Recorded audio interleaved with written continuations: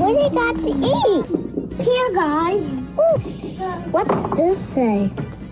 I don't know. What's that say? I know, but I'm not going to tell. I think it says it's good. Conjecture Hoops contains all the presumptions, assumptions, and off-the-wall postulations a growing kid needs. Conjecture Hoops, a big bowl of bullshit.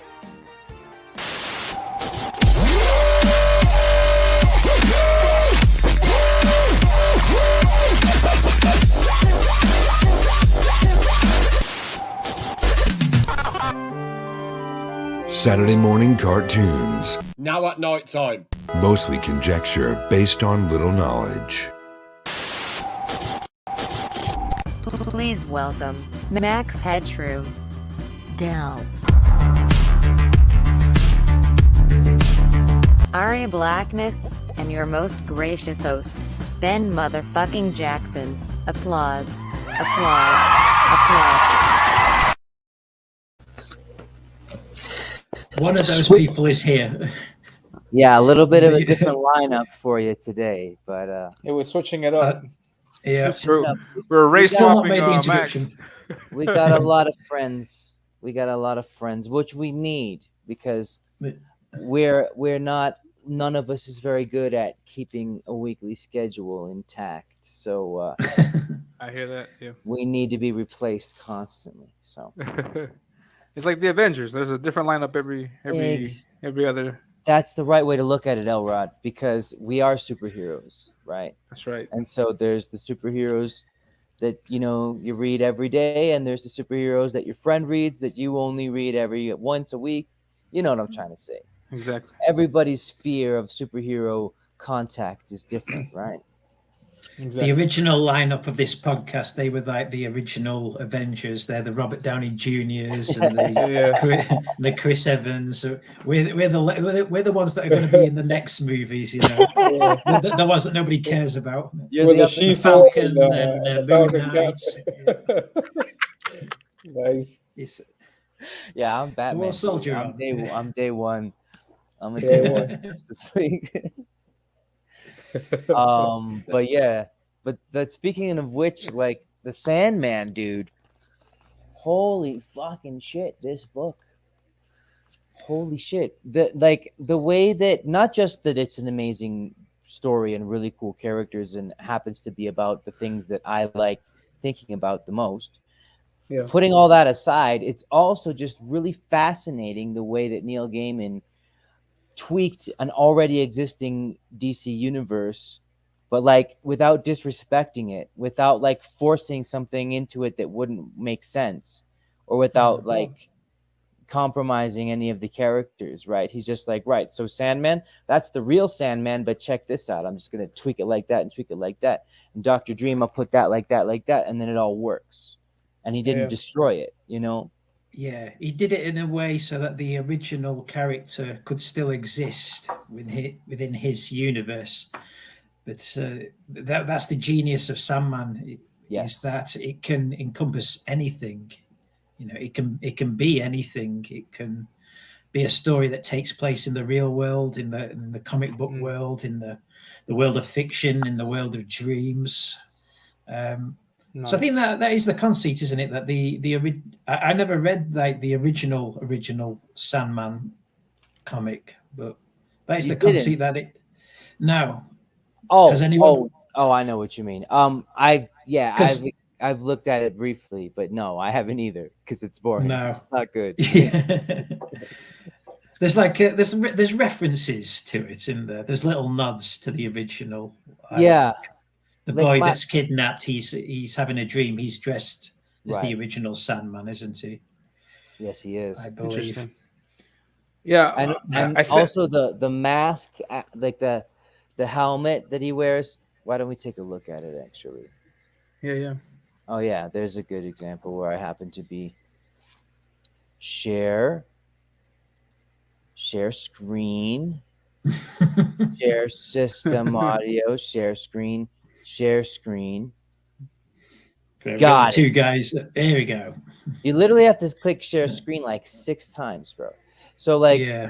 the helmet It's that like he wears, fam, like that's like a nose, right? It's like an elephant. If it were like any animal, it would be like an elephant, right? It's like an Kind of elephant. looks like a spine, I think. You think it's a spine? Well, But it could be a nose, could be a spine. I always took it to be a nose because it was like a play off of like the gas mask that the other Sandman used, because it's like, yeah, it looks gas masky. right. That's what I Yeah. always thought. Okay, so it's like a reinterpretation of his original mask. Yeah, A which is little visual nod.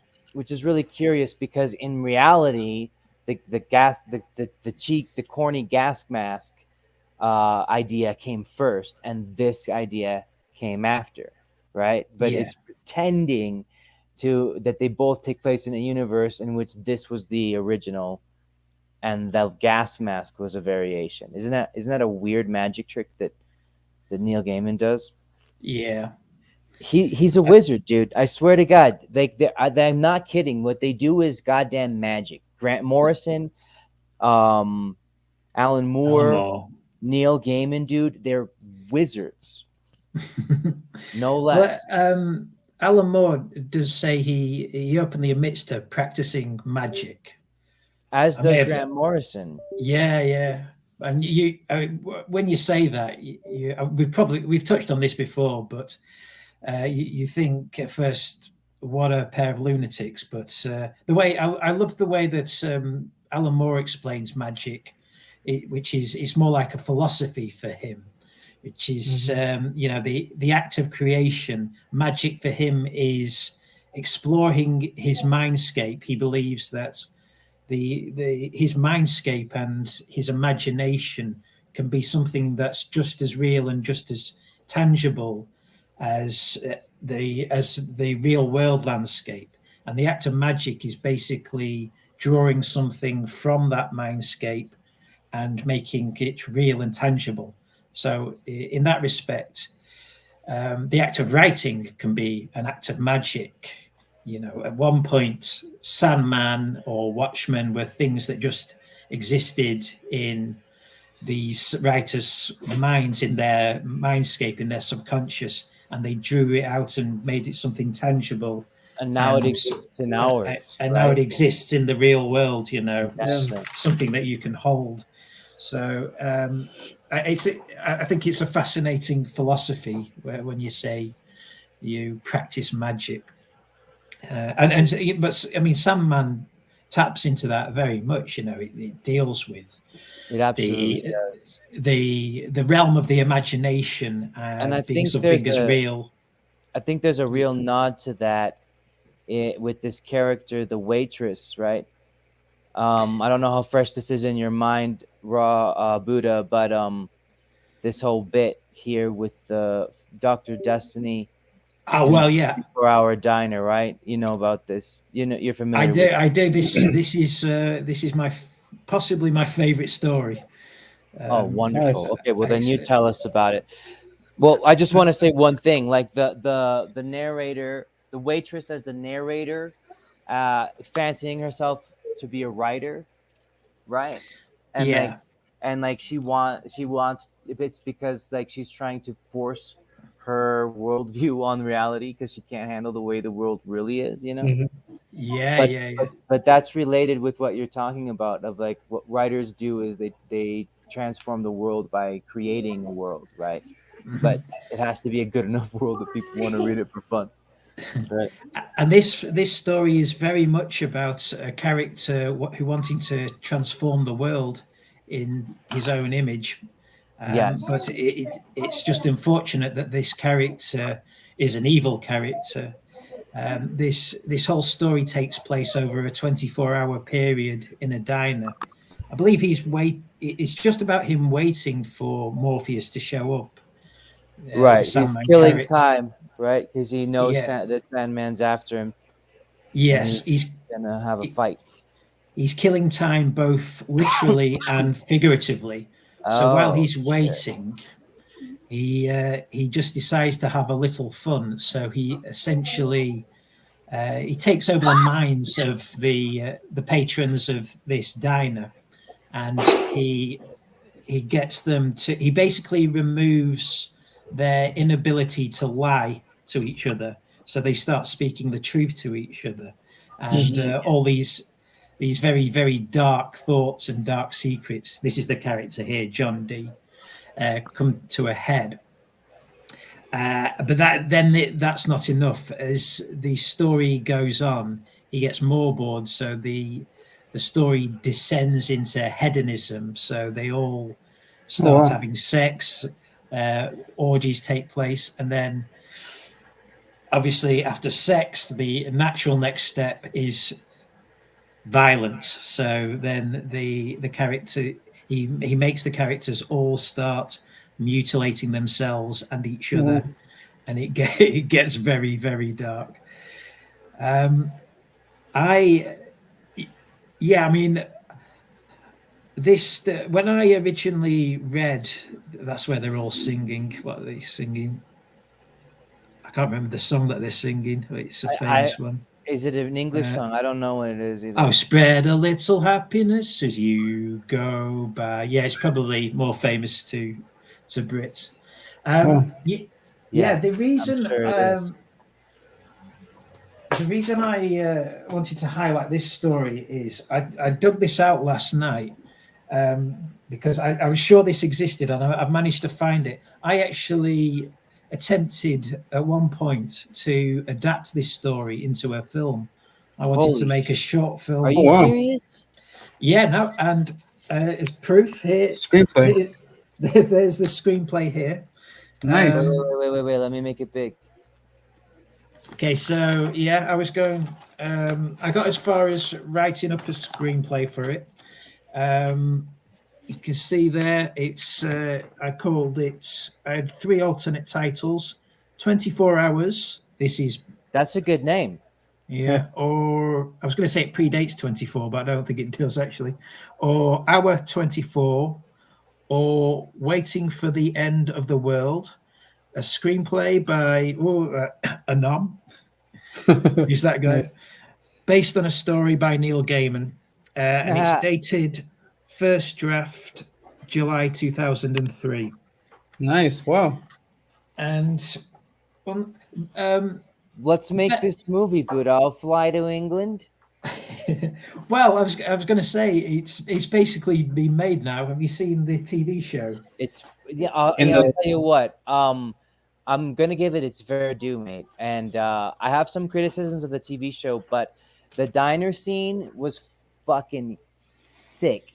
Like, I still prefer. It's different. It's different in a few ways, but I still prefer the comic book because I always will. But I cannot deny that the 24-hour diner scene or episode, I guess it would have been, was good. It was pretty good. Yeah, they pretty much nailed it. I mean, that was the one I was most intrigued to see whether they pulled it off. But having had my experience of actually transcribing the comic in the past, I basically did a sort of panel by panel, line by line retelling of the comic. It's fairly similar to the comic. It retains all the dialogue and everything. The TV version kind of adapted it, added. It basically proved how much better the writers are of American TV than I was, because they managed to write their own story, but still have it be that story, but just elaborate based on the book and made it their own. Yeah, the only difference I made is I didn't want it to be a Sandman movie. So the only thing I removed was Morpheus turning up at the end. I had it end with the apocalypse taking place, basically, which is why I called it Waiting for the End of the World. That's Wow. amazing. Yeah, That's and amazing. I left. There's one line of dialogue which refers to the Dream Lord in it, and I left that in as a nod to the fans who knew Sandman. Right. But funnily enough, I gave this to a friend of mine and said, do you want to make this? And that was the only line he highlighted and went, that's a bit cheesy, that line, the one about the Dream Lord. Maybe take that out. I said, no, that's staying in. You know, that's staying in. Nice. You have to respect. Yeah. The fans. Yeah. So so I suffice to say, this never got made. I think once I'd written it, the realities of actually mounting this as a production set in. Right. It would have involved finding a diner or a cafe, B, getting a cast to work for nothing, for no money. I guess we would have had to film it in the States actually to get the feel of a diner. We do have like sort of 50s style diners over here, like novelty restaurants. Okay. But, again, it would have involved one of these places just letting us film there for an entire week. You know, why not? Going out of business. You cut a deal with. I guess you're right. Yeah. Unless we filmed it all. We could pay them that much that it would be worth it. Not open. Yeah. Ultimately, that was the downfall. I just didn't have the money to make it back then, and still don't. Okay, I have a big question, Buddha. Dude, I was not expecting this. This is amazing. I love that story, by the way. So I'm like geeking out that you like it too. And you obviously love it more than I do. You fucking wrote a screenplay about it, dude. So my big question is this: like, are you glad that someone made that story for television and did it well, or are you disappointed that because you were still thinking you might get around to it? I was never thinking I would eventually get around to this. You know, these lofty ambitions and dreams that have long since fallen by the wayside. Yeah, I'm glad it was done so well. You've watched the series? I've binged episodes 1 to 9. I didn't realize that they were releasing the entire series all at once. I hate when they do that. I wish they wouldn't. I thought they were going to do it episode by episode. Yeah. I think when we mentioned doing Sandman last week, we didn't even realize it was going to be up this week. No, we did. I planned it that way. But supposing that the first episode would have been there, But the whole series is up. The whole series is up. So like I've watched through to that scene. I couldn't stop until I got through that scene, and I even considered skipping to that episode and just watching it, but that would have been wrong. So I think it's like the first 5 episodes I've seen. Yeah, I think that was my plan, and then I kept going. Yeah. But I guess it would be important for me to confess now that I've never read Sandman and I haven't seen the series yet, and I'm collecting from what you guys are saying that the Sandman is like a series of stories put together about this character, the Sandman. Is that correct? Or there's there's overarching stories, and within that framework there are individual stories, and that's one of the things I like about it, is that it's very all-encompassing, and it can be many different things. So you can have a story where the Sandman, or Morpheus as he's known, is the central protagonist, and it's all about him. And then you can have stories where he hardly even appears. He'll maybe appear on the last page as what they call the Deus Ex Machina. He'll just come in and he'll resolve the plot somehow. So the 24-hour cafe is certainly one of those stories. Yeah, and it's in the series as well. It's the episode. I don't think he appears until the halfway mark, and so anybody new or unfamiliar with the comics watching the series They would see why. must be going, wow, well, where's the Sandman? Where Where's is Morpheus? Yeah, I didn't know they could do this. Just have Nice. a 25-minute scene all set in a diner in one single location with characters we've never met before. Nice. But that's the thing, though. If you've read the preceding, however many issues it would have been, I think this is issue 6. issue 6, right? Yeah. If Yeah. you've read the preceding 5 issues, then you'd know what's precipitating these events, right? And that involves the Sandman. Is it like a graphic novel with a bunch of, or is it like single issue floppies that talk about? I mean, it's available both ways. Okay. I read it as a trade. Actually, the way I read Sandman is like pretty neat, because like I was a freshman in college, and I was like way on the cutting edge of fasting. Like now you tell someone that you do intermittent fasting and they're like, oh yeah, so does my dad, so does my cousin. But like back then, like no one knew what the fuck that was, so it was weird.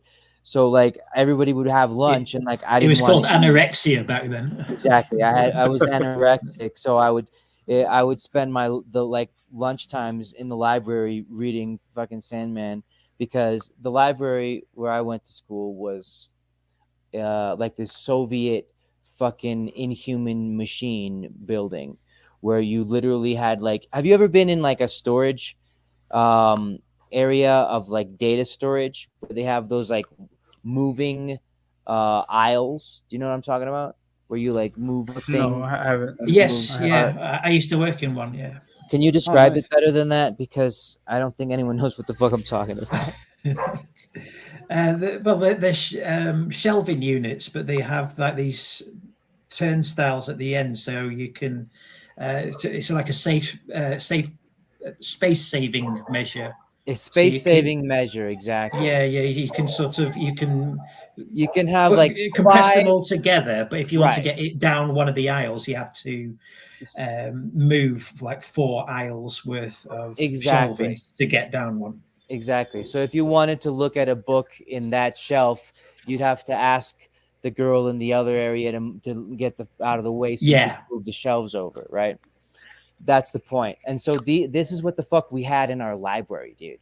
Because and that's not to say that it was small. It was massive.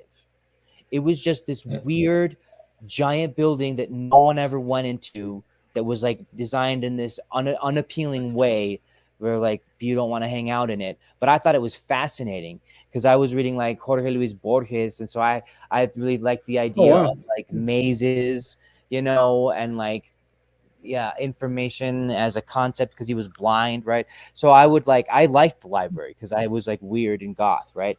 And like, so I found this fucking comic book there, and they had the entire series in these equally inhuman, no cover black books with just the title or like ordinary print. So like all the books look the fucking same, right? From the outside. You can't see the cover. Nice. Can't see goddamn anything. And so you just have to pull something out and take a peek inside if you're curious about what it is. And so I was like, Sandman, that sounds fucking cool. That's like the King of Dreams, right? And I was like, holy shit, it really is about the King of Dreams. And what is this, a DC? This is a superhero book? What the fuck? And it's the greatest comic book of all time. Mm-hmm. Nice. Yeah, I was a freshman in college too. I think that would have been around the time that I first read it. Nice. I think. Well, actually, I think so my experience with Neil Gaiman is in the 90s or the mid 90s. He wrote a. Sorry, I was a little bit behind it. What was your experience with Gaiman?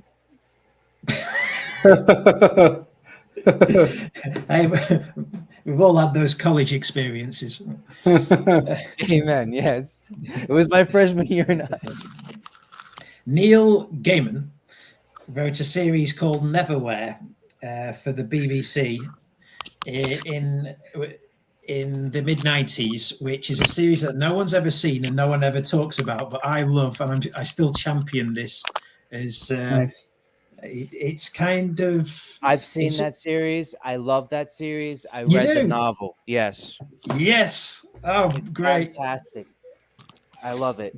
Great. I finally found someone else who likes Neverwhere. But this was my introduction to Neil Gaiman's writing and his imagination, because this series deals with the homeless situation in London in the 90s, which I think was more of a societal issue back then than it is now. I mean, we still have homeless, obviously, but it's not quite the societal problem. But Neil Gaiman came up with this genius idea of having the homeless in London being essentially members of a parallel fantasy world. Crazy. Which and as soon as you became one of the homeless, you basically fell into this parallel world that us normies who have homes to go to, we don't see, and it's all a metaphor for how we just ignore the homeless and all their problems and plights and their creative. That's nice. Mini society, and it's really creative. It's set in London, and it has allusions to anyone who's familiar with the tube map and the names of the different tube stations in London. So you've got names like Old Bailey, who's a character in Neverwhere. Angel Islington. There's actually an angel called Islington in this. At one point, they go to Blackfriars, and it's a monastery inhabited by a bunch of monks who are all black. So just really creative ideas. Yeah, I didn't even know all of that stuff. I got to read it again now. Oh, I gotta It's go to London and then read it again. It's definitely you pick up a lot more, I think, if you're familiar with London and that. But I remember after this was based on an idea by Gaiman and the British comic Lenny Henry, who was a big fan of Sandman. And after this series was broadcast, there was an interview, I think, with Lenny Henry, in which he talked about how he was a fan of Gaiman's work. And all I can hear, I'm going to call him Neil from now on. I'm going to stop Neil saying G. Gaiman. Yeah, he was a fan Neil of Neil G. G's work, and in particular this comic called The Sandman.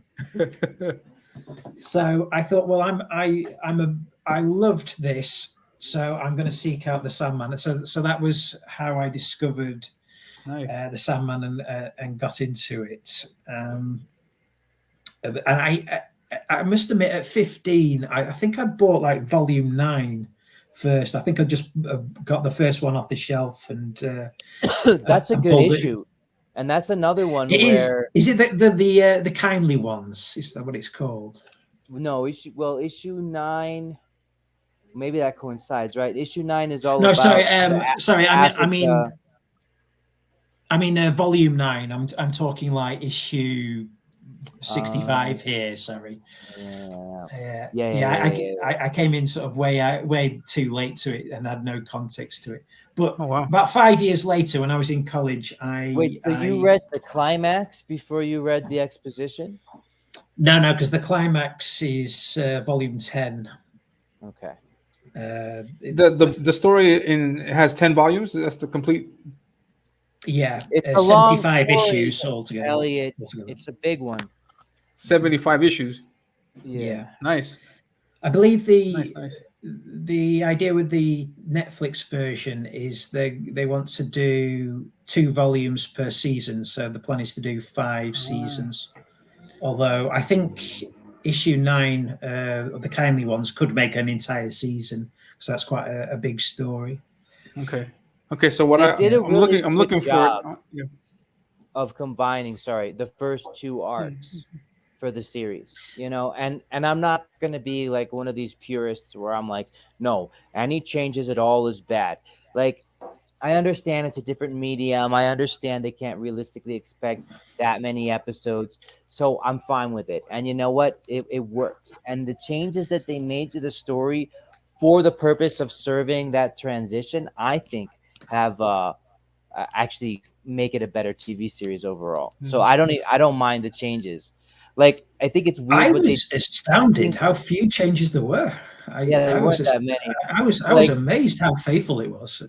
there's a lot of female characters that were male characters in the book, and like I don't think anyone cares about that. It almost seems like they're doing it to piss off somebody that doesn't exist. Oh, I didn't want Lucian to be Lucien. Like, I don't, but that guy doesn't exist. Like, I've never met him. You know what I mean?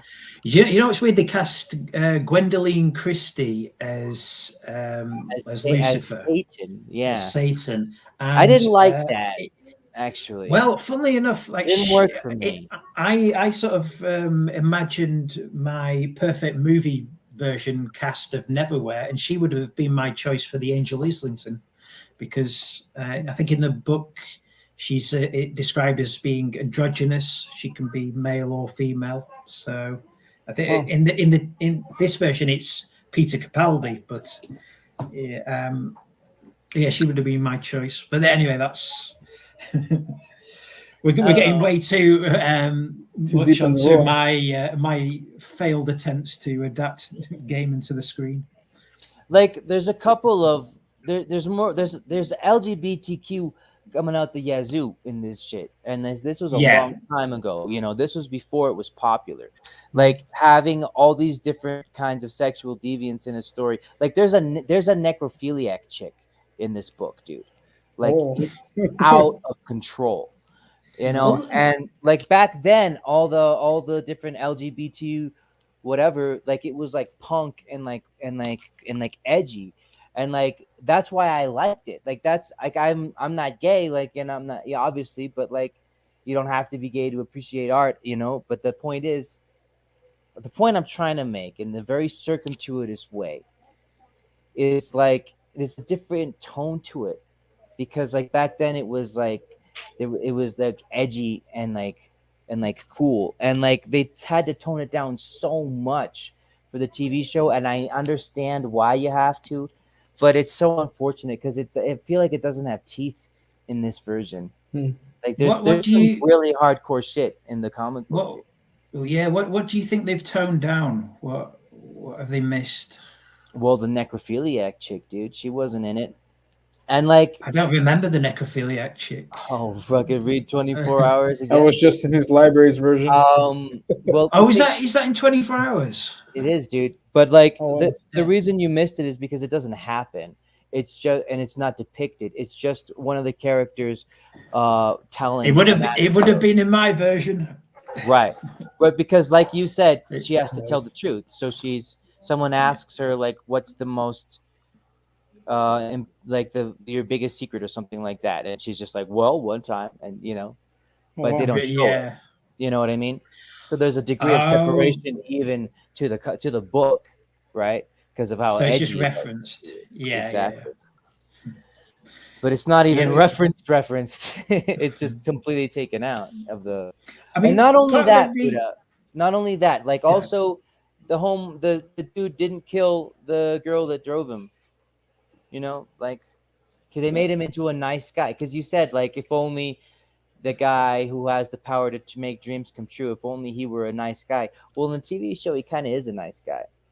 It's weird, because who? Sorry, Dr. Destiny, John D.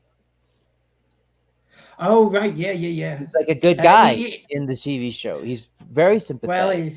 That ruined a little bit. Yeah. Well, they give him. It doesn't ruin it. They make him sympathetic. But like, it doesn't ruin it. But like I said, it tones down, like, the shock, because you should feel like grossed out by this book, and there's nothing in the TV show like that. I'm just saying. Well, I mean, It's 18 rated in the UK. I'm assuming it's R rated in the States. You I know, don't I don't think that it is. Like for what? there's For there's like still eel guns, don't touch guns. Like it's not violent. I don't know. Come on, there's still nails going into hands and All right, I guess so. things.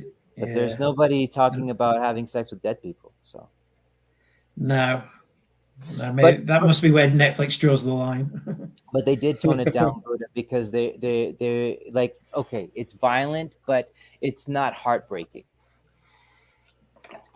Not heartbreaking. Yeah, because you get to know that chick. It's a white girl in the comic book. It's a black chick in the TV show. No one cares. That's fine. And Yeah. what? And like you get to know her really well because the two of them talk to each other a bunch, and like they almost become friends. And it kind of takes the teeth out of it because in the comic book, then he turns around and kills her in cold blood. And in then in the TV show, he's just like, "Well, here you go. Have a nice day," and doesn't hurt her at all. Like, it's like Yeah. a different thing, you know. Yeah. Yeah. Yeah. I well, I have to admit, like I don't know. Maybe you don't I read. Well, yeah. I mean, Ben, you must be you're obviously What's up, more Dave? familiar with their stories than I am because it's been a year or two since I read them.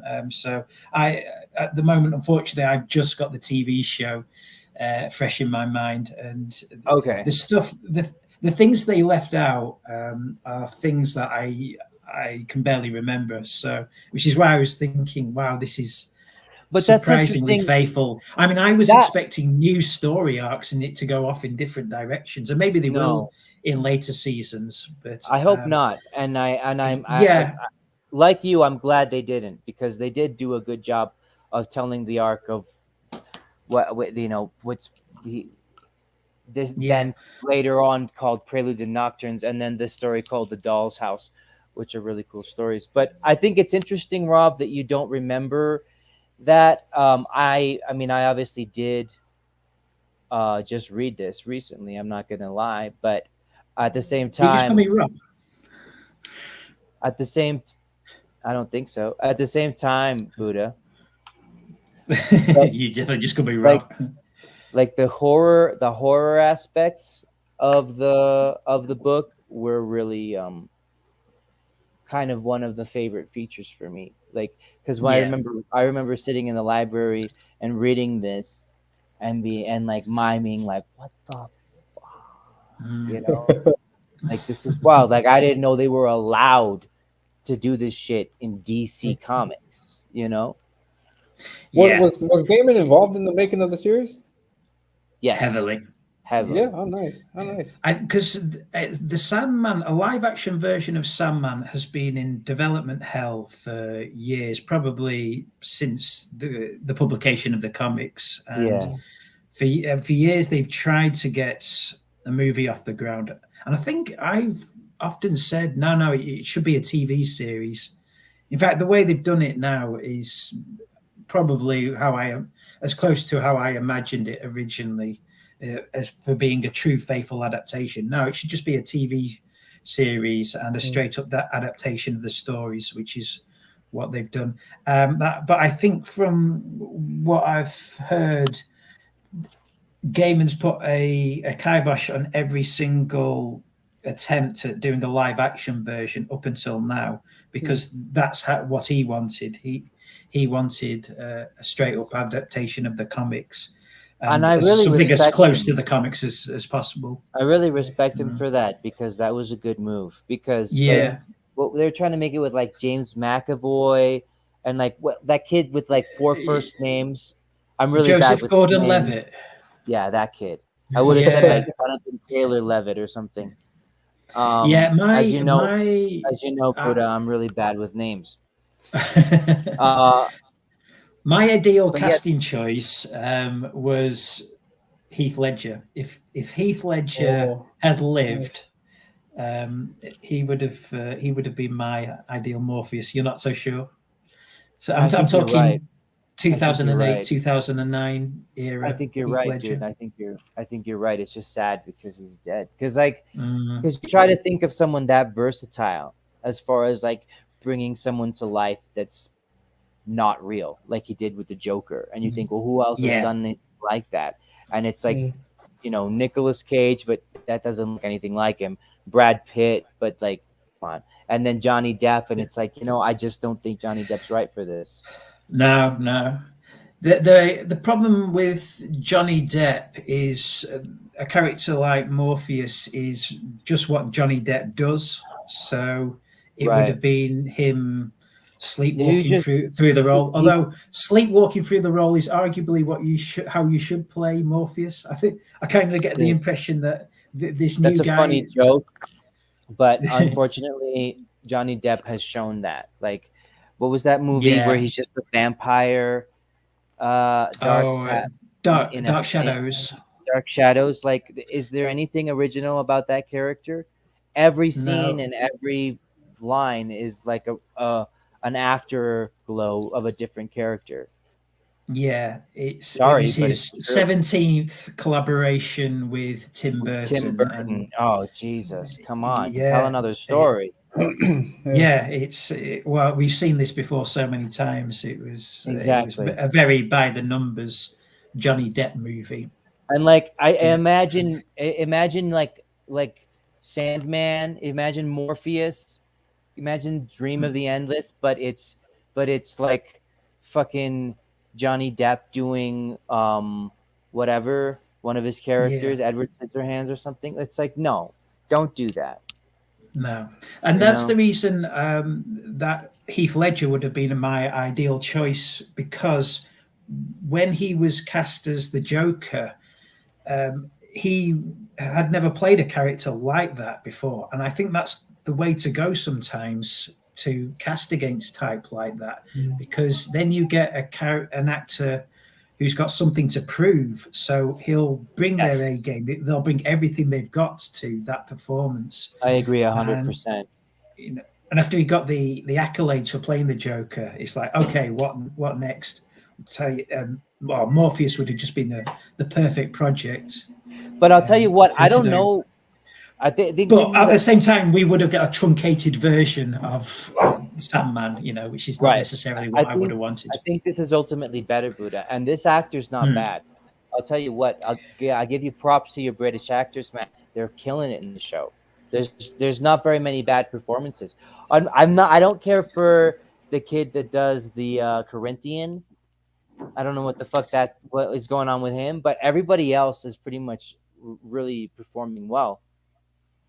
You didn't like the Corinthian? I didn't like the Corinthian. No. I don't know the guy's name that actually plays Morpheus, but he did a good job, and he's got the look. He's got the look, right? And he seems to understand the character. So, hey. Yeah, I was going to be interested to get people's take on him, because I kept watching it thinking, I mean, he looks the part. I was surprised that, because I always imagined reading the book that if they did a live action version, they'd do something a bit more otherworldly, because in the book, I mean, he looks like actually how Neil Gaiman looked in the 80s. He was this dark-haired goth who wore, actually, he's pretty much how he looks now, actually. But he's this dark-haired goth who dresses all in black. But he looks otherworldly. And actually, can I just share my screen? Yeah, sure. I'm looking at some images of him right now. Yeah, it's got that. Oh, Neil Gaiman. Yeah, the Sandman character. So, the coolest character, dude, ever. Nice. Of any of the characters. That ever charactered. You know why? Because he's not like a hero. He's a god. But in a pre-Christian sense, with like a pantheon, right? Because basically the Endless are like a new pantheon. Can you guys see this? Yes, we sure can. See the advertisements and everything. Oh yeah, so get some free advertising. Not that I don't own this, and I've pulled it off the net. So I was trying to bring up an image of when Morpheus appears at the end. I forget. I forgot actually what my point was that I was saying. Oh yes, so I expected something sort of otherworldly. There he is. And I was quite surprised that they just cast a sort of pasty-faced actor in the role and made him look a bit emo with his hair. But because he's a very otherworldly character, and they do this genius thing in the comic books. Can you see it? Have I gone on to another page there? Or do I have to share this page? I think you have to stop Just sharing that go- one just- and then Just jump to the other go one. whatever you go to. No, you didn't have to do that. Whatever you were looking at, we would sorry. have seen. Whatever I would have looked at, I would have seen. So Whatever going to you were 14, looking at, yeah. we would have seen. So they do You this. There again, if This is my other favorite story. Can you see that? Does it say "Welcome Serial Convention"? yes. Yes. Yes, you can Yes. see that. This is Yes. my favorite story from Volume 2, which is, I guess it's Neil Gaiman's satire on Comic-Con. It's a convention that takes place, but entirely for serial killers. So they're called collectors. Obviously, they sell, but this will give you some insight into my sense of humor, because this is I find this story really, really funny, and but it gets very dark in places. This is one of the ones I don't know if Morpheus appears at all in the story. But the great thing about Morpheus is that he can appear throughout time, sometime in different forms, and often when he appears in the past, he doesn't look. Oh, that guy had the hat in the series, just like that. He doesn't look like he does in the modern day setting. Like the idea of the goth look is that's the 1980s version of Sandman. Exactly. But the way you know that it's him is they do this thing where whoever he's speech, speaking to. it's always white text on a black background. Okay, I see what you're saying. Yeah. And every other character is the traditional black text on a white background. So even if the character looks different, you always know that it's him. And you also know that it's him because even though he looks different, he looks like the same person. It's like whatever race or time or whatever context in human terms that is perceiving him sees him as a reflection. So there's even a part where he's in hell where he talks to his ex-girlfriend who's this who's black, who's African, and he is an African man from her point of view. You see what I'm saying? Yeah. And like the confusing thing about the TV show is, let me just finish the point. The confusing thing about the TV show is like it's always the black version of death in the show. It's like nobody has a problem with death being black. We understand that the endless aren't white, they're not black, they're everything, you know? Mm-hmm. So, but they just make it a point. It's like, no, she's always going to present herself as black in the show. And it's like, what? And even Dream is like white sometimes and black sometimes and changes. So it's like they still have that concept in the show. I don't know. I don't get it. But here you go. So yeah, just this shadow turns up here, and all you see is a shadow, but you know it's him because it's a genius device just to have his dialogue stand out from everyone else's. And it gives you this sense that he has this otherworldly voice to him as well. Yeah. Yeah, you're absolutely right. You haven't got to. So I was kind of torn. Hang on, I'm just going to stop sharing my screen. I was kind of torn whether to show that story because that's my favorite story from Volume 2. But a very close second would be, I forget the name of the story, but it's the one where he's in 14th century London, with And Shakespeare, right? that's in Fables and Nocturnes. No, he meets a fella who says he's never going to die, so he grants him immortality. Oh yeah. And then they yeah. meet up, and you see them meeting up every 100 years in the same Yeah. tavern, and then latterly a pub, right And up then until the 1980s. I'm gonna show. Yeah, okay. We've got to talk about this. That's crazy. Yeah, it's great. Well, they visualize that, and just very briefly, but it starts with him and Death going into the pub or the tavern, but obviously she's still a woman of color, but she's interacting with all the patrons, and obviously all these 14th century patrons of this tavern Right, greeting except her for like her, right? yeah, like she would isn't be that this weird? novelty that none of these people would ever Yeah, had never seen before, and possibly didn't even know of. That women of color existed. Yeah, Interesting. So it's just it is funny how they felt they could freely change the color of his skin, but not hers. Yep, very weird. But yeah, I'm trying to find it. I think. But yeah, Shakespeare does appear in the Netflix version of that story, and I think that's going to lead into there's a whole story about Shakespeare in Fables and Nocturnes, which I guess they're going to visualize in the next season. Nice. A really good story as well. Yeah, it is. And I was just gonna say, like,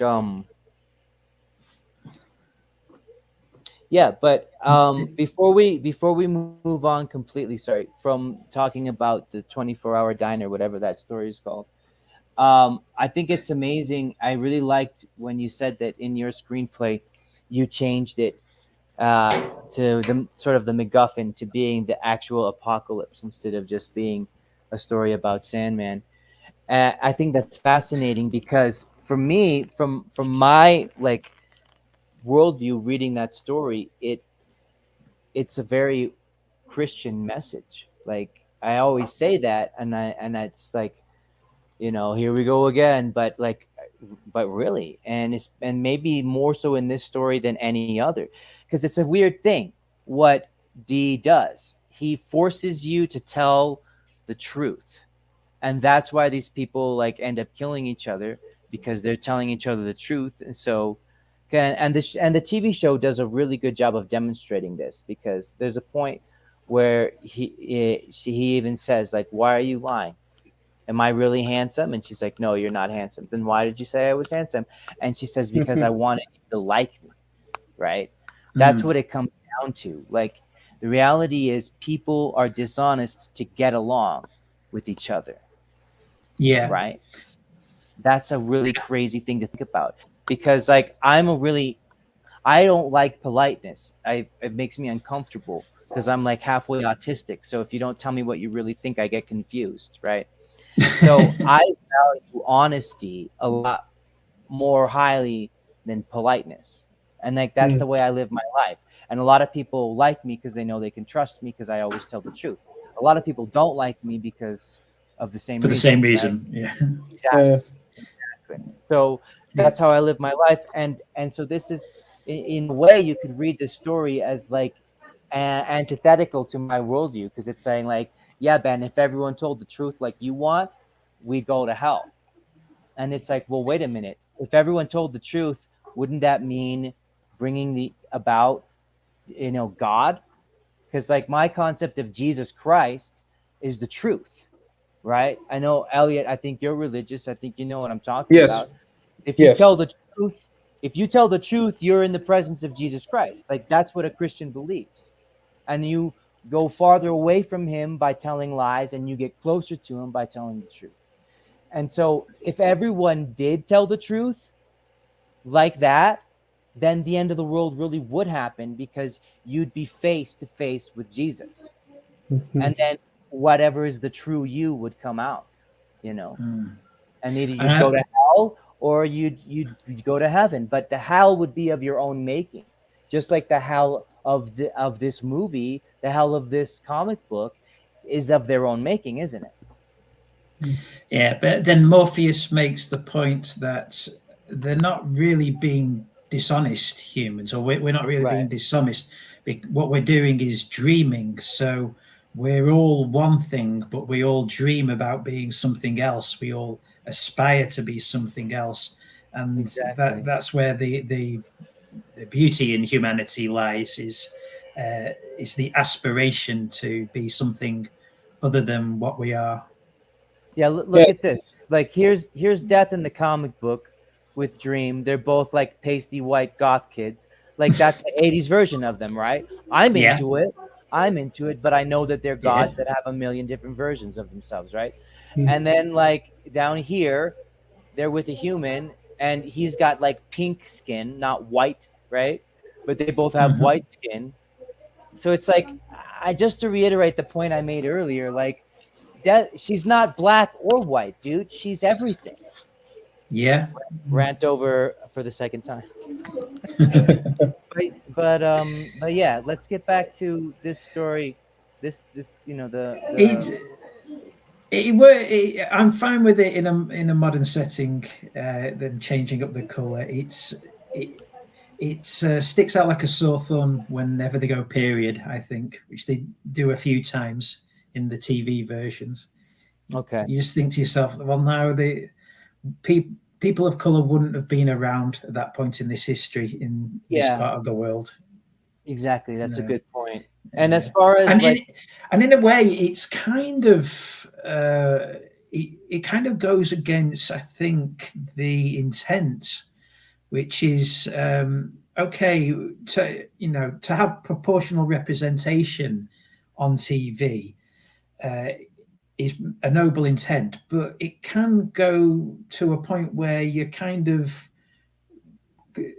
it's like the opposite of whitewashing. You're trying to sort of paper over the fact that for centuries we had segregation all over the world, that's a and good point, Buddha. people weren't integrated. It's like now it feels like we just have white people saying, "No, no, no." Those centuries where Oh segregation wow. happened and racism was rife, that wasn't a problem. That didn't Yeah, yeah, happen. yeah. Look, here's a black girl in medieval Uh, times with her Yeah, brother. yeah, yeah. That happened. That happened. Never. Wow. Wow, you're right. But What a weird, unexpected consequence of a good yes, intention. yeah. But hey, Yeah. and then it's just a TV show, isn't it? No, it's not just a TV show Well, because no. it's a zeitgeist. You see, because Mhm. it happens universally in all medium. Mm. So it's a It is now. cultural phenomena, and we need to talk about it and understand what it is and what's happening. Because what I find curious is like Sandman was really diverse to begin with. Like there's Yeah. like go down the list. LGBT, yeah, there's a lesbian, there's a gay person, several. There's a bisexual, there's a transsexual, there's an intersexual person. Like there's everything you name it, there it's in Sandman, and Mhm. that's like You saying men, women, black, white. Yeah, if you're unfamiliar with the comics, when Desire turns up and it's a trans character, yeah, anyone unfamiliar with the comics will just go, "Oh, modern woke television," recasting these well-established characters Yeah, as that's not it at trans. all. But no, I think they're trans in the comic, aren't they? Desire. That's right, they are. Yeah, that's it. It And, was all there in '89. brother, It was a this very was, progressive work. bro, this was in the Uh, 1990s. Mm. yeah, This was the first time I ever heard of a trans person was reading this comic book, and then I yeah. understood what it was because a few years later I actually met one. And that's what I want to say to the kids Nice. today. Said we had woke culture in the '90s. We just called it political correctness. It's exactly the same thing. Yeah, that term It's died like, a long time ago, no? Political correctness. yeah, Yeah, it is, you know? it's just Eh, we weren't quite so militant about it. yeah. Ben, I'm sorry to interrupt, but Well, I have to go ahead. get going. I have to get Okay, going soon let's because show. I'm Let's only. show. I want to show I'm this sorry. before you leave. Yeah. So look, take a look at this. Do you recognize this character, Buddha? No. Should This I? is a character. Well, only if you follow me on Instagram. This is a character that I will. Max and I. Thanks. That Oh, is Max and this I. Rokan?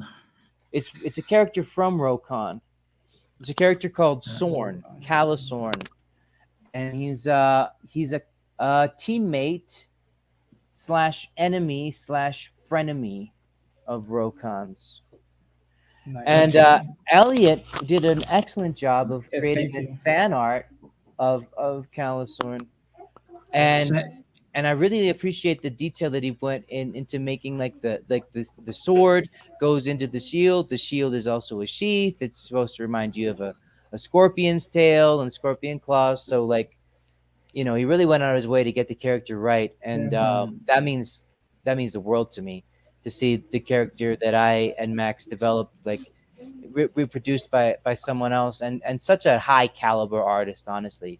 yeah. Elliot, Thank like you. you're the most Yeah, nice work. Thank you very much. unassuming, humble guy, but you're up there, man. You're one of my favorite comic book artists, and one Thank of you my very much. That means a lot. Thank you. Yeah, that's great work.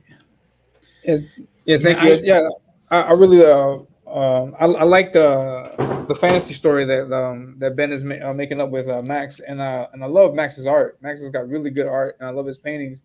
And I was scrolling through his Instagram, and I picked one of the characters that they were designing, and yeah, I just really like the design for Sorn, and I asked Ben if I could take a crack at him, and yeah, I was going back and forth with him trying to make sure we got all the details to the costume right, and yeah, I just liked how it came out, and I appreciate Ben for having me to show this off, and yes, and thank you.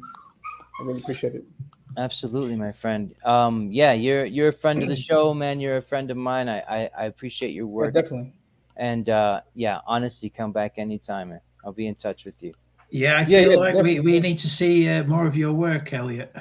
Yeah. I'm working on stuff now and I'll continue to keep drawing and yeah, I'm also working on my own comic that I'll announce later on.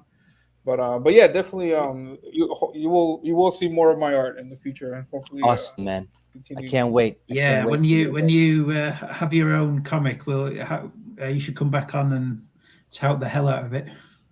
Yeah, I would love to. Yeah, that would be great. And we'll see what happens as time goes forward and get some more work done. I'm working on concept sketches for some of the characters right now, and I'm still writing the story. But yeah, it's I'm on the path. I'm on the journey, and we'll eventually get to the finish line.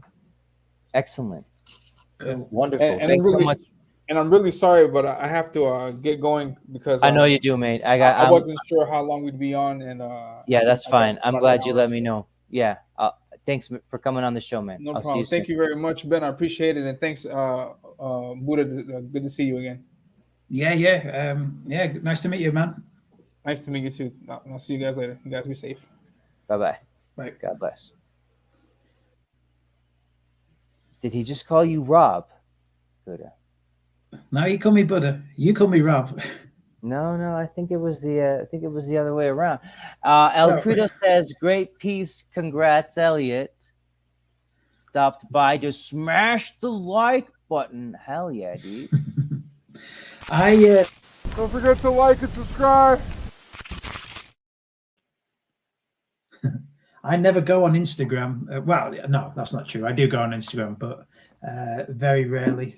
But I will certainly follow you now. I'm going to do that right now. It's all right. It's But- all right. It's all right. It's my fault that the I- book isn't. I haven't finished editing the book yet.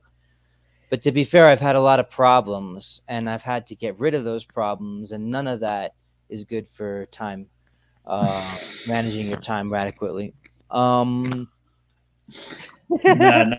It's great for doing the work, but everything else not so good. So I've enjoyed this conversation so much that I feel like we've been talking for about 10 minutes. But at the same time, I've already said a lot of the things that I had planned to say. So what else did you want to talk about, or did you want to show, or say, or was that it? Yeah, I mean that's pretty much it. I mean, we've only really covered, we sort of briefly covered the Cool, my TV turn. version and volumes 1 and 2 of the Sandman. Yeah, I mean, I'm just looking forward to. I'm liking what I'm seeing so far with the show. From what I've seen on Twitter, it's getting some good notice from the fans. I'm still expecting the backlash. I'm still expecting the Cowboy Bebop backlash, because the reviews have been like. But wasn't Cowboy good. Bebop actually a bad show? I didn't Do you know watch what? I thought it was okay. Okay. I'm pretty much alone in that. I wasn't a massive fan. I didn't hate the original, but I wasn't like one of these major fanboys. Am I woke, you guys, because I didn't have a heart attack when I saw a female person? So I'm on the wrong team now. I'm not Comics Gate anymore, because is that how it works? If the show's good and I like it, then I'm off the team. Is that how Comics Gate works? If the show's bad and you like it, then you're off the team. Yeah. I was expecting that, but it seems to be getting some good notice so far, and I'm looking forward to seeing what they do next. Well, thanks. I mean, as fans, telling us that you haven't watched the show. No, I'm just kidding. Sorry, as fans, we know exactly what's coming next. If this series is anything to go by, it'll be a straight up adaptation. But I don't know, you see, because the first season of Game of Thrones sticks very closely to the first novel. It's basically a scene by scene adaptation, the same way this season is. So I don't know if they've just done that to appease the fans. I wouldn't be surprised if season 2 they veer off a little bit, do their own thing. Season 3 a bit more. We'll see. Maybe. Completely screw the pooch on season 5. I don't know, but there's a lot of really cool stories, man. Like there are. Like, did you read? There's stuff that I will hound them with pitchforks if they don't do. A game of I gotta have Game of You, right? The girl with the in the dream world with her stuffed animals. Oh yeah. That's a really important one. There's one about the writer who has the muse trapped in the attic, and he becomes like the world's most successful writer, but she starts to wither away in the attic. You know what? I think his brain explodes because he gets too many ideas in the end. You need to get cracking on that one, Buddha, because they'll never get that far in the TV show. So you need to write that, but guess for one of those like TV shows, one of those like Twilight Zone genre TV shows. Yeah. Wouldn't like as a single issue 1 hour TV show, don't you think that story would fit the bill? Yeah, absolutely. Yeah. I'm very familiar with that one because that's in the back. It has it's in the back of the volume. I think it's volume 3 of on Fables and Nocturnes. It has the script for it. And when I used to write comic book scripts, like that was the thing I always used to reference every time, just to remember how you format a comic script properly. That's why I'm very familiar with that story. Okay, I see. Yeah, actually, do you know? Funny you should mention the Twilight Zone. I did want to pitch an episode idea for Saturday morning cartoons. Maybe we should do the Twilight Zone at some point. I mean, maybe this would be something to pitch when actually everyone's here and we could get their feedback. Just because I'm a big fan of the original Black and White series. I am too. I think Max is a fan, or used to be a fan, of the 80s revival series as well. So it might be an interesting one to.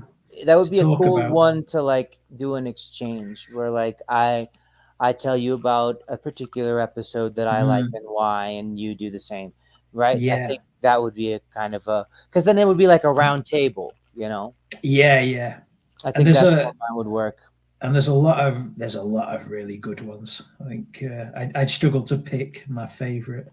Yeah, and that it would be kind of fun to like go through the list and see which ones appeal the most to who, you know. Yeah. But literally, I was just talking with someone yesterday about the Twilight Zone, and I thought, God, yeah, Saturday morning cartoons Twilight Zone episode. That seems to be like our ideal remit. Yeah, we'll do that. First, we're gonna do this Stranger Things skit. I'm getting fused to like the writing something that's meant to be played out by other people. A screenplay, I guess, is the word for that.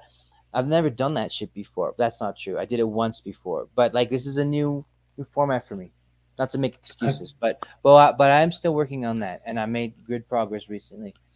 But yeah, housekeeping aside, let's get back to the fucking Sandman, dude. So like if you go like as soon as the first issue, like this motherfucker is trapped by magicians who are trying to capture death, right? Mm-hmm.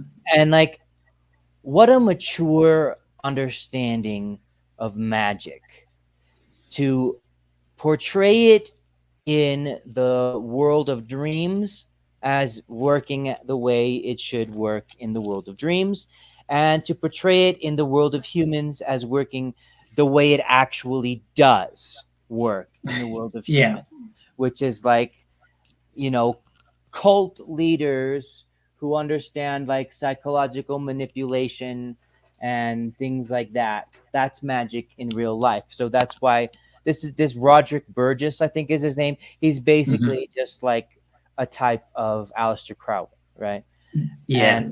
And like I think it's mentioned that he's friends with Aleister Crowley, isn't he? Yeah, the character is. Yeah, you're right. There's definitely a mention. Like they call him a contemporary or something like that. Yeah. And this is who does magic in real life, dude. Abusive, manipulative egomaniacs. Like not exclusively, and comic book writers, but the most successful ones, certainly, you know. Yeah. And so that's a weird thing. And like when you know about witchcraft, when you know about mind control and these things, you always like, and I did and always have, you have like this thing in your heart where you're like, this is how magic works in fiction, and this is how magic works in reality. And this book shattered that for me, just broke it into pieces. And it's like, no, your world is just one of not that I really believe in multiple universes, but it's like, if you really like go back to, if you really believe in the concept of like being true to a world that you create, then that world has to be compatible in some way with reality and our real world. Yeah. And this book is indescribably mind-blowing as far as waking you up to that reality. You know what I'm saying, Buddha?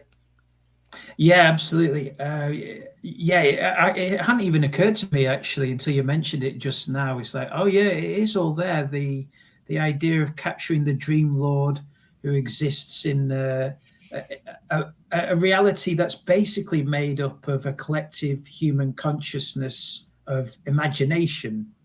You know, bringing it back to Alan Moore as well. He says he worships a spider god. And again, it's one of these statements he comes out with. You think this guy's a nut, but then the way he explains it is that one evening he was making his problems go away with some form of hallucinogen and doing all these sort of meditative practices.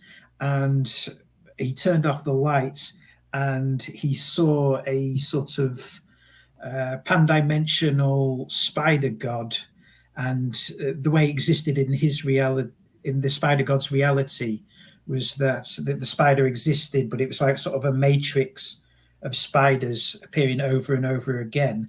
And he said hello to it, and from the recesses of his mind the spider god answered back. It said hello to him, and he managed to have a conversation with it.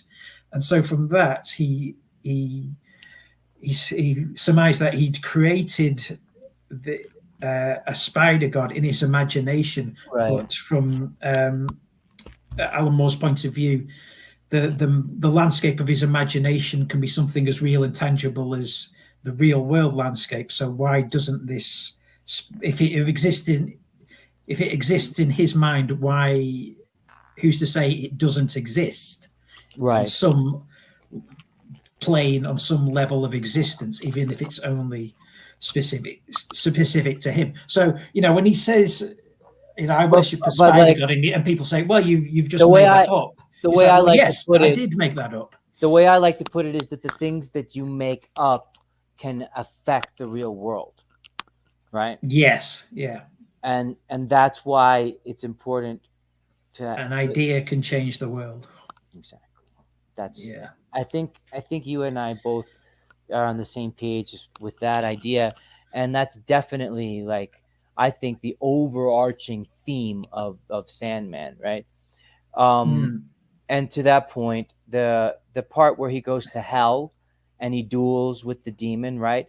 You remember how he defeats the demon in that, like, oh, we got to talk about the Hecate too. We'll get back to that in a second.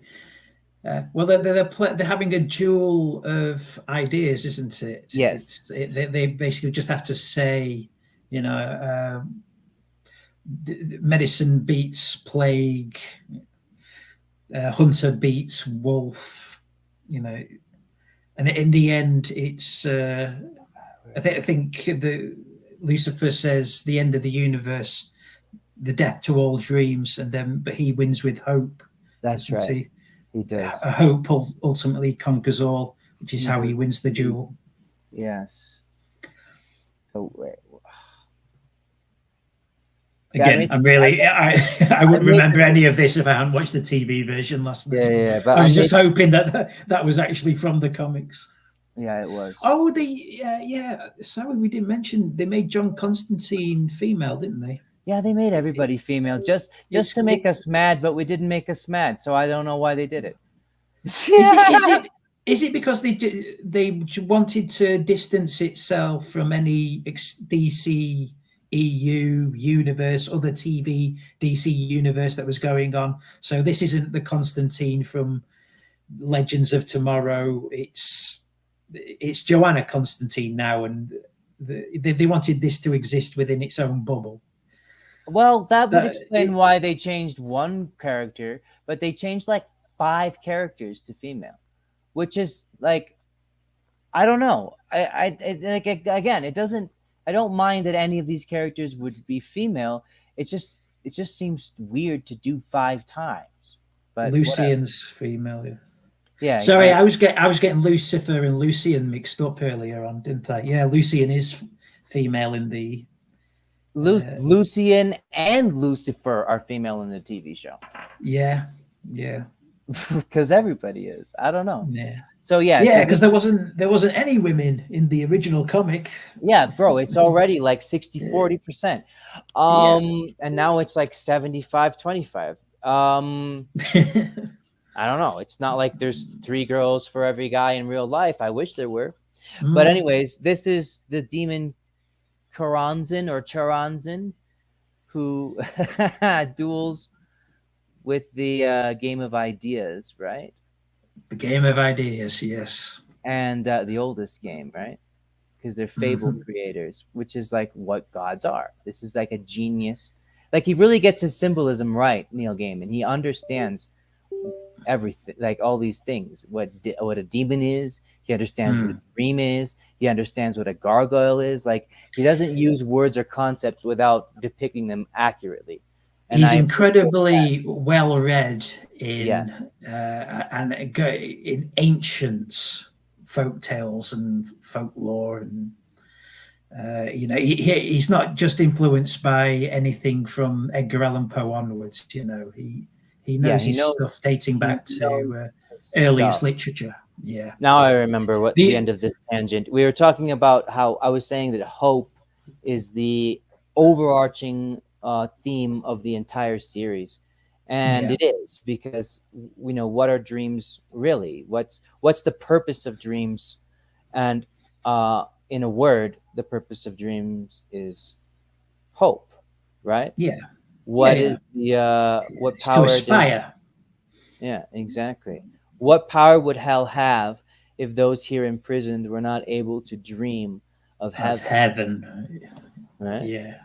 So Great it's like line. it demonstrates like the the ultimate uh what's the word? I'm trying to think of a way to say this politely. But like evil is ultimately no, like powerless in the grand scheme of things. That's my worldview. I don't mind if you disagree.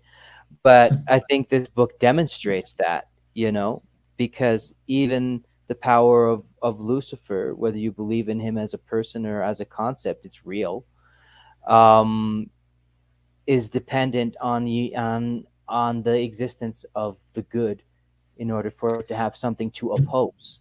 If good, It's very, if there weren't good, there'd be nothing for him to damage or nothing to pervert. yeah. Yeah. Yeah, I think you've hit on the key word there when you said concepts. What I like about the Sandman is it's all concepts, it's all Right. conceptual. Hmm. The Sandman is just the personification of the concept a dream. The same with delirium, death, desire, all the endless, all his siblings, and I remember thinking when I originally read the books when I was back in college, making my problems go away. It's like, yeah, in a way, this is a real world story. You you, It you is. could arguably there's nothing technically that couldn't happen that you could argue that this could take place in the real world because everything is a concept. We all do Yeah. die. We all meet death. It's just the way it's realized on the page is And by it's anthropomorphizing it, making death the exactly. concept of a death, an actual tangible physical being. And it even hints to you that you're only conceiving of these things as humans because these are stories about how these concepts interact with the human world, right? How death, Yeah. despair, how dreams interact with the human world. But like, I don't know if you've read the Sandman overtures, which came out more recently, and I'm not trying to be like a hipster about it, but like there's characters in that Buddha that are aliens, that are extraterrestrials. Oh, there is in Sandman too, because he talks to the Martian Manhunter, right? And he appears as the god of dreams according to the Martian mythology, right? Yeah. So it's not even an a species who encompasses all of mankind. It's a species that it's a he's an entity that interacts with all of the universe. And guess Mhm. what? He doesn't even take a human form if he's not talking to a human. You know what I mean? Yeah. Yeah. Yeah. Yeah. He'll appear as As an that alien, version. Yeah. yeah, As an alien. Yeah. or anything. Yeah, he can be anything.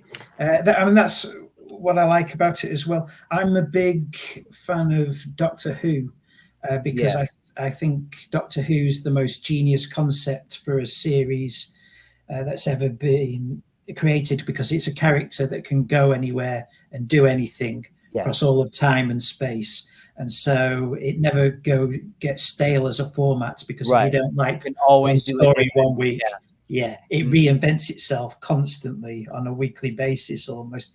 And in a way, the Sandman is the closest to that concept that I think anyone's ever got because it's a character that's been everywhere and done everything Yeah, and like can here, go everywhere and do anything. here's But Dream with becoming the black, added right? Because he's talking to a black person, and then going back to oh yeah. being weird and like otherworldly because he's talking again to demons.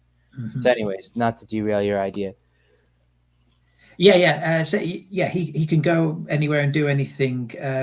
But there's this it's basically the fantasy take on Doctor Who. And I know Neil Gaiman's a big Doctor Who fan and has written for Doctor Who.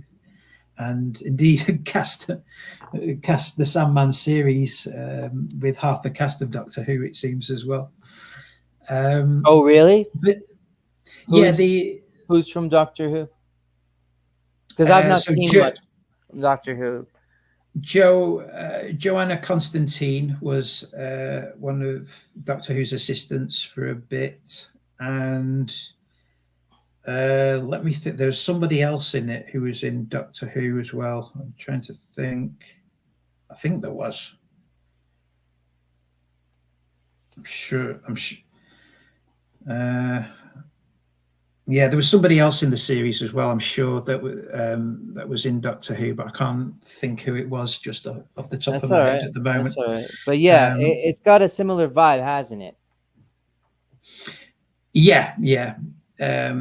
Gaiman, a big Doctor Who fan, grew up watching it like every Brit did as a child, hid behind the sofa. And it was definitely one of the things that informed his love of fantasy growing up and science fiction. And that's what... well, I think we can speculate and conjecture that there's a parallel, perhaps even an inspiration, because as far as the ability to go anywhere and do anything, is a different mechanism and change his appearance as well. I mean, that's very much from a staple of Doctor Who, right? Sort of thing of reinvention. So they're like demigods or something, right? And so it's like a different conceptualization of how they have those powers, but they're all along the same lines, aren't they? Yeah. The Doctor Who is very much the Sandman is very much the fantasy take on the more sort of science-based right Doctor Who. But here you have the Sandman talking to the character of Nada, and you do see Nada's story later on. You find out why she was in hell, don't you? And yeah, you do. Why she's been there for 10,000 years? Because I think she's from an ancient tribe, an ancient African tribe from 10,000 years ago. The tribe of first humans. Yeah, there she is. Yeah, which I think again, like an incredibly well researched writer, Gaiman, because I think this is sound. Yeah. Scientific theory that every human on the planet does descend from possibly this one tribe. Yeah, that area of Africa, but specifically one specific tribe who would have left Africa and sort of and populated the earth with. But it makes humans. sense, right? Like we grew from there. Like Neil Gaiman used to be so sensible about these things, and he would know, what to do and why, and this is the perfect thing to do that he did. Like, yes, it does make a lot more sense, and it actually makes for a much more interesting story to do this rather than to just have like Adam and Eve with a leaf over their genitals. You know what I mean? Like, no, that's not what the first humans look like. This is more like what the first humans were likely to look like, and that verisimilitude really means a lot to me, because like, I'm from Colombia, and like magic realism is like the biggest literature phenomenon from this country. So the realism is really important for the magic realism, because otherwise it doesn't hit the right way. You know what I mean? And he can do the other sort of storytelling, the wilder stuff. Have you seen Good Omens or read Good Omens? I did a long time ago. Wasn't that with Terry Pratchett? Yeah. And maybe it's more Terry Pratchett's influence, the slightly hokier stuff in that novel. But I think so. Adam and Eve appear in that story, so he doesn't necessarily. I think Sandman's very real world fantasy. Yes, if you can have such a thing, but yes and no. Good Omens isn't. That's pure fantasy. No. But there's pure fantasy here as well, because like there's Cain and Abel, right? Oh yeah, sure, yeah. And like if you there's not Adam and Eve, like, but like so like Cain and Abel, who would be the parents. So the Adam and Eve that presumably would have to have been the parents of this Cain and Abel, like they wouldn't be black necessarily. Like they're not black shown as black here. They might have just as easily been, but the point is it doesn't matter, right? Because the point is these are archetypal concepts that transcend every particular expression, right? Yeah, because the story of Cain and Abel exists, the characters of Cain and Abel can exist, and exactly the concept of dream can interact with them. Exactly, and what they represent basically on a more fundamental level is that the reality that all literature has to do with conflict, right? Because not only are they like supposedly the second generation of humans, depending on what you believe, it doesn't matter, but what they are more importantly than that is the first story, right? The oldest story. And what is it? Brother kills his brother. And every story is some variation of that, because what makes a story interesting is a conflict and a resolution, right? Yeah, and he makes it funny. Yes, because it happens over and over again. The way they interact, it sounds like he gets murdered every morning. Exactly. And then after lunch he turns up and goes, "Well, thanks for burying me in a shallow grave this time." So you've got your magic, and you've got your real, because here's Cain and Abel as like basically, cartoon characters essentially. This is like Aesop's fable kind of version of Cain and Abel or something. And then you've got your first tribe portrayed very realistically in the real world. So, he knows what he's doing, man. He uses the right paintbrush in the right context, depending on what he's trying to show you. I'm in awe of Neil Gaiman, man. He's really a master. Oh yeah, one of my top 3 favorite writers, I'd say. I think him, Clive Barker, and Roald Dahl. Oh, you like Clive Barker, dude? I love Clive Barker. Clive Barker, great. Yeah, Clive Barker's very much cut from the same cloth as Neil Gaiman. Very well read, knows the ancient folk tales and fantasy tales as well as the new stuff. Yes, he does. But he's just got that slightly more compelled towards the gore than Gaiman. Right, slightly, but Gaiman has it too. I mean, Gaiman's writing has teeth, for sure. Yeah. Oh yeah. And I think they both do, and that's what I like about them. Man, I'm really happy. This is actually kind of cool, because like now we're getting a chance to get to know each other better than we ever have before. Turns out, read a lot of the same stuff. Oh yeah, we've got crossover of tastes. Yeah. I'd be remiss to say, if I was listing my favorite writers, I'd be remiss to not mention Douglas Adams as well. He's also, I think he'd be possibly my number 1. Okay. Do you like Terry Pratchett? Terry Pratchett, he's a funny one for me, because I kind of feel like he should be up my street, because I like funny stuff and I like fantasy, and yet I've never really engaged with him as much as I feel I should be, if that makes sense. I've read a few of the Discworld novels, and they were entertaining enough, but I always felt like, for some reason I feel like I should love this, and I don't. I just think it's okay. I think it's entertaining.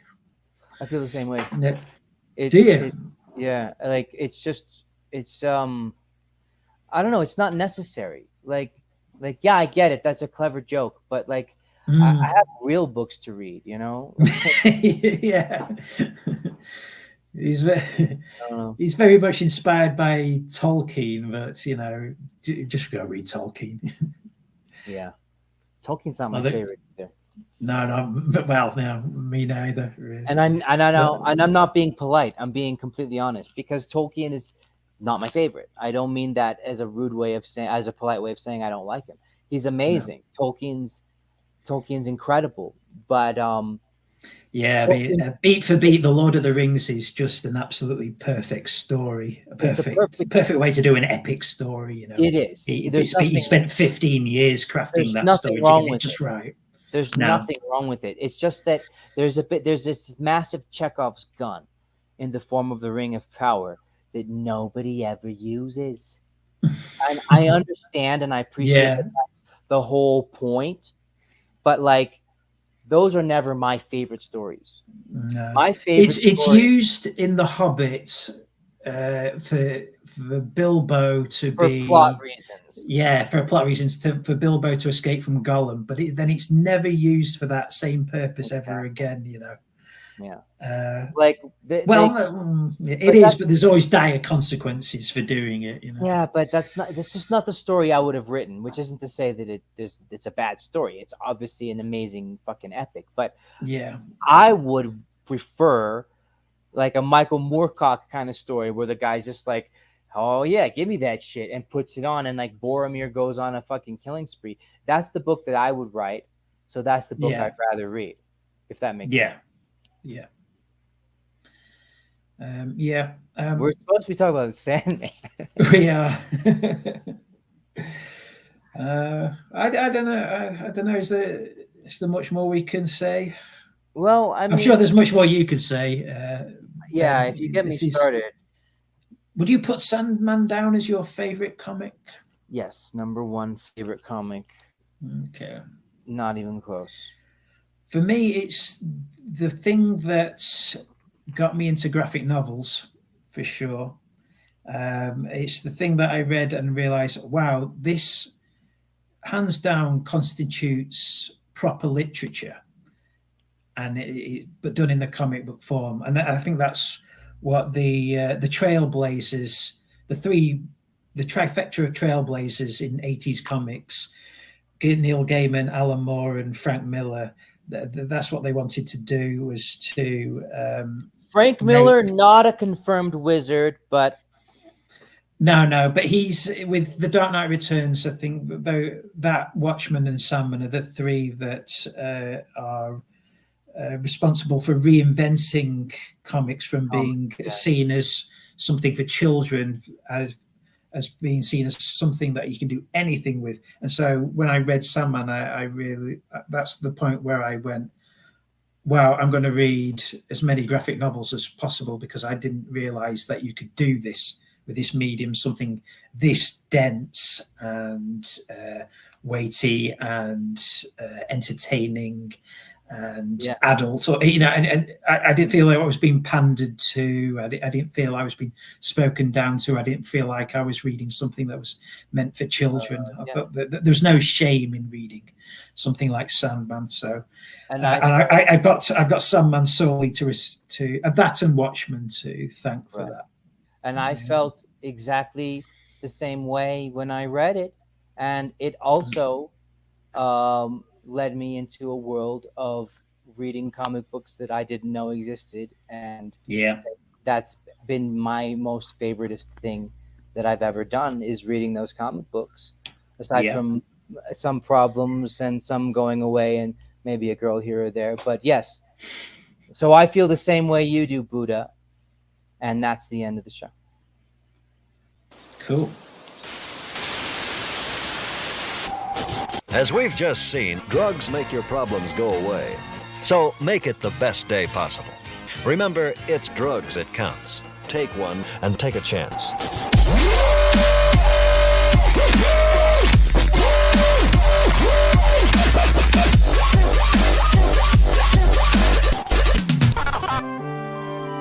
Saturday morning cartoons, mostly conjecture based on little knowledge.